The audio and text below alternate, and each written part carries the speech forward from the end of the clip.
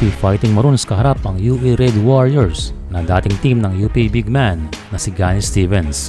And for this game ay sinimula ni Quentin Miloro Brown ang stat sheet ng UP para sa isang power post move kontra sa import ng UE. Well, pagka tumas pa ang confidence si QMB ay mahihirapan sila dito sa postehan.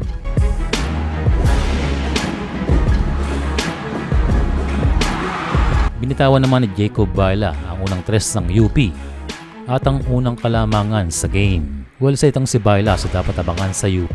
Isang top recruit, dating batang gilas na pwede sanang maglaro sa USNCAA. After the first quarter ay lamang ang UP sa score na 25-13. Pagdating ng second quarter ay sinimula na JD Kagulangan ang paglayo ng UP sa UE. Well, JD is everywhere kagaya nito na perfect timing ang kanyang pwesto.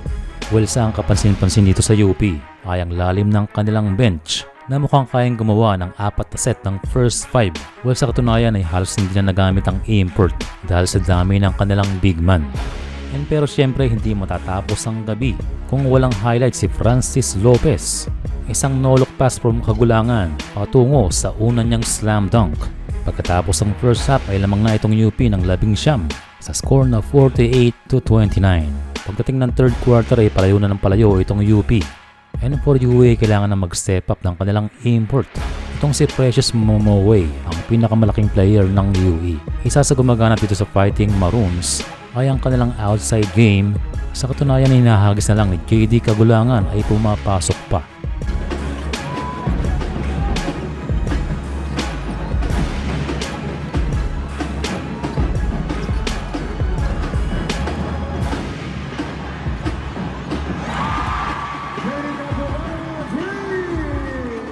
Well, one of the best pointer ngayon sa UAAP and ready to win the title para sa UP Fighting Maroons. And bago pa matapos ang third quarter ay humabol pa ng highlight si Francis Lopez.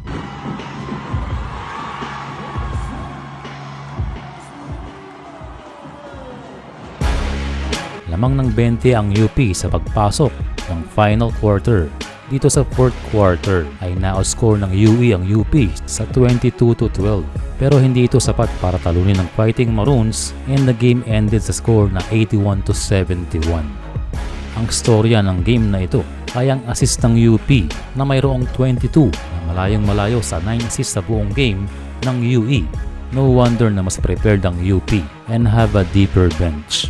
Well, sana ay makabawi itong UE sa kanilang next game and sa ngayon ay congrats sa UP na pinangunahan ni JD Kagulangan na may 21 points.